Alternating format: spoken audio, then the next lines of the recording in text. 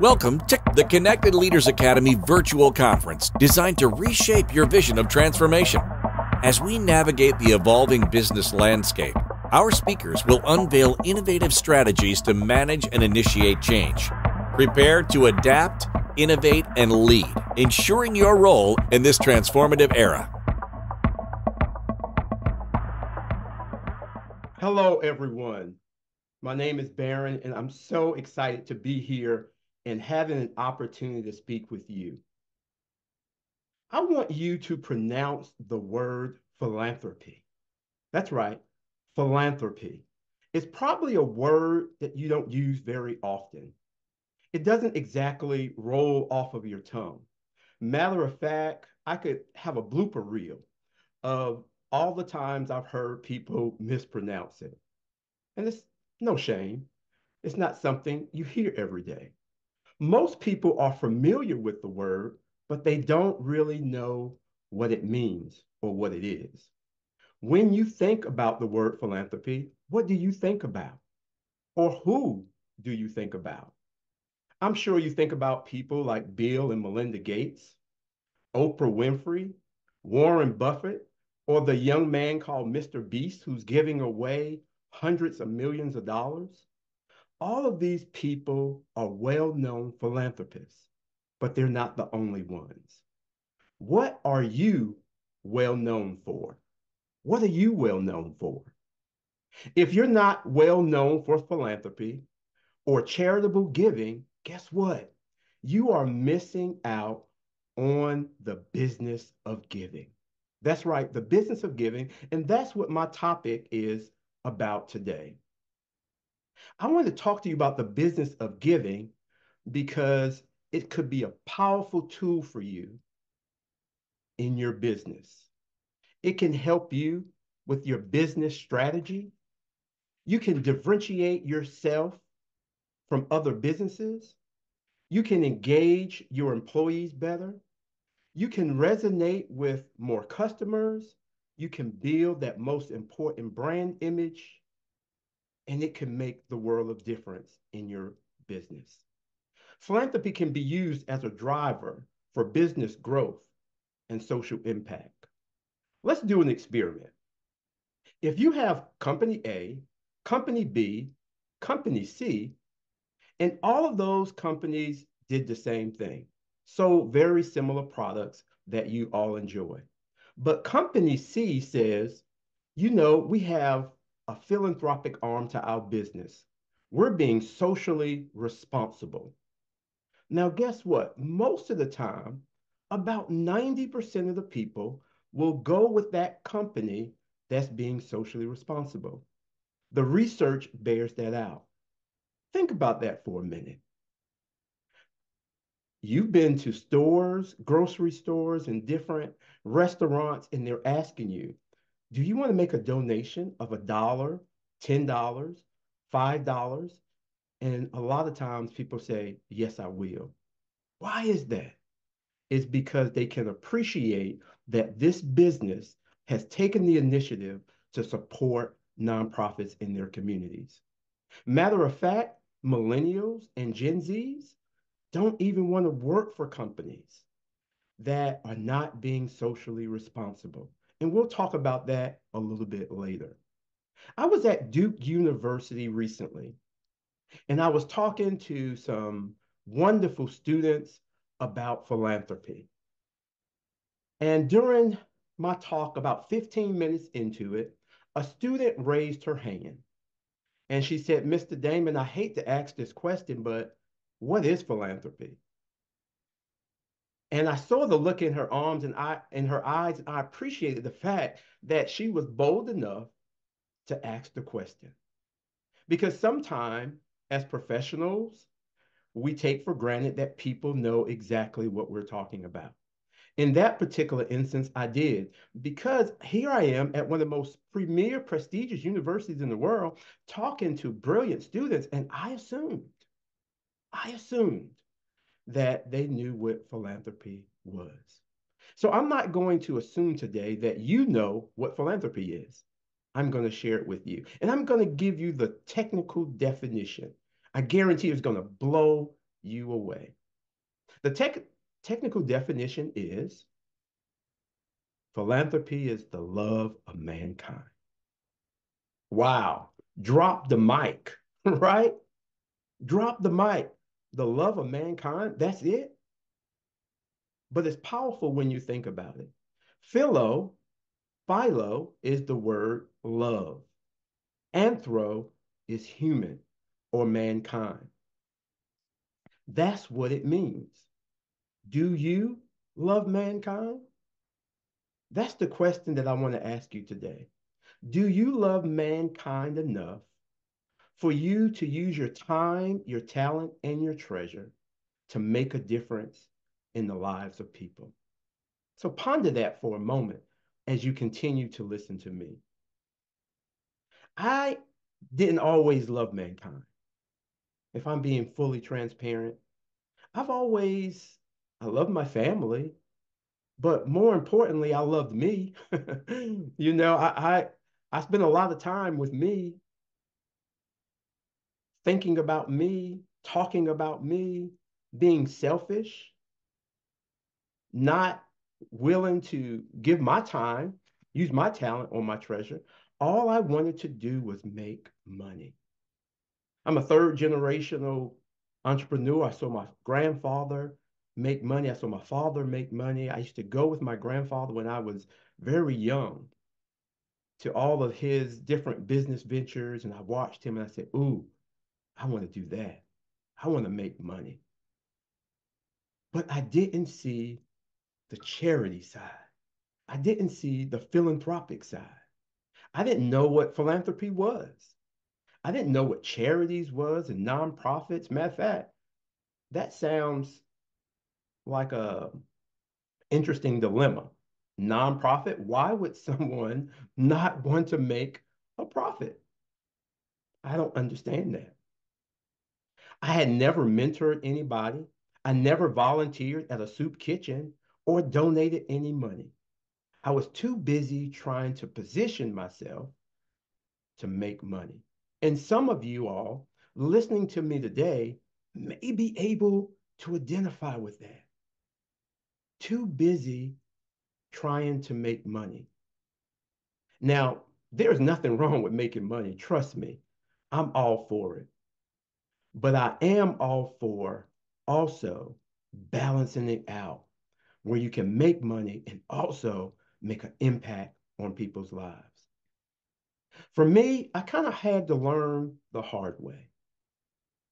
During my freshman year in college, I was leaving a party, a campus party with one of my cousins. He was staying with me for the weekend. And as I was going back to my dorm, I heard some people behind me. There wasn't many people outside because it was probably 12:30 at night. And I remember hearing something in my ear saying, someone is going to take a swim tonight. I was actually at the time walking past this reflection pond right in front of the library. I didn't think anything about it, but I just thought it was an interesting comment. I kept on walking, and before I knew it, out of nowhere, this guy hits me as hard as I can remember ever being hit. But it was directly in my face and in my eye. I immediately took off running, and I couldn't believe what was happening in that moment. It was a surreal moment.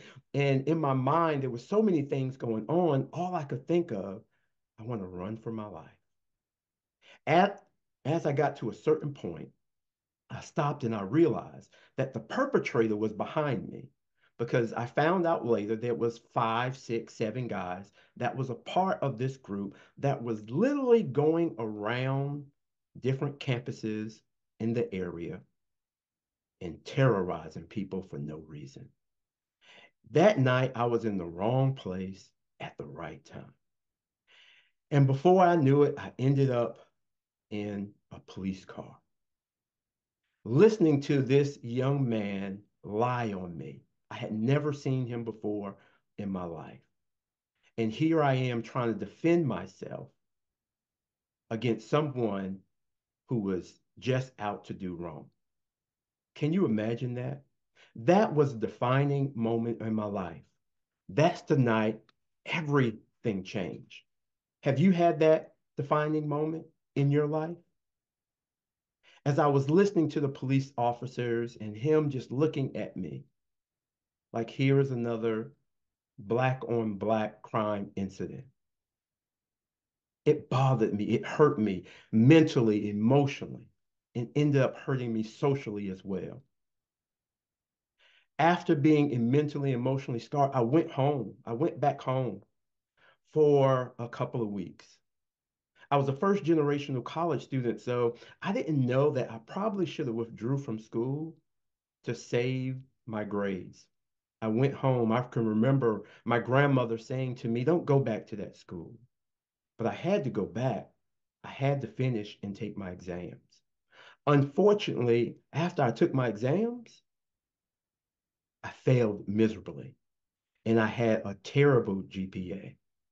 I tried to come back the next semester and reset, but I couldn't reset. I was too embarrassed to talk to anyone and too experienced to know what to do. I didn't handle the situation properly. Now I was permanently kicked out of school. After that next semester, my grades were still low. They kicked me out of school. I was on an academic scholarship. So that means I lost everything. I lost my scholarship, I lost my dorm room, and I lost some of my friends. People who I had relationships with, at least I thought were my friends. But when they found out what happened to me, some of them, they just started disappearing. I was no longer on campus at the parties and in school. I was so desperate that I even would grab my backpack some days and just go on campus and act like I was a student. I didn't tell my parents because I was so embarrassed and shamed. I didn't want them to feel the pressure and the burden of handling my expenses without the scholarship. As a result of this situation, I started making bad decisions, bad choices. You know what I'm saying? Before I knew it, I couldn't even recognize myself anymore. I didn't know who I was. I applied to be readmitted back into the university for 4 years. 4 years, and they kept on saying, "No, Barron, you cannot come back. No, Barron, you cannot come back. No, Barron, you cannot come back. No, Barron, you cannot come back." Every year, I would hear that same message: no, no, no. And then I finally got a break that fourth year. I found an internship at the Columbia Urban League in South Carolina. This was another defining moment in my life. I was so excited about the internship. And then I found out the program was called Stop the Violence. Can you imagine? Stop the Violence? That's exactly, I started working with kids, the same kind of kids who hurt me. I could not wait for that program to be over. All I wanted to do is get back on track. All I wanted to do was get back on trying to make money. Even interacting with some of the kids, it left me feeling anger and bitter and disappointed. I couldn't wait for that summer to be over. I remember going home that day that summer ended, and I was so excited and so happy. I said, now it's time for me to move on. But I realized that God was calling me to do this work, to help young people just like the young people who had hurt me. I discovered my philanthropic why. We have a new book called Transforming Lives. And the chapter that I wrote was, I discovered my philanthropic why after I got my black eye. You see me today, I'm wearing glasses. My eyesight was permanently damaged as a result of that. but my vision became really, really clear. I knew exactly what I wanted to do in life. My vision for my future was clear. I started my professional career at Big Brothers Big Sisters, and I learned about empathy. How do we care about people? Because that wasn't me. I didn't really care about people like that. I learned how to care about people. I started developing my own philanthropic why.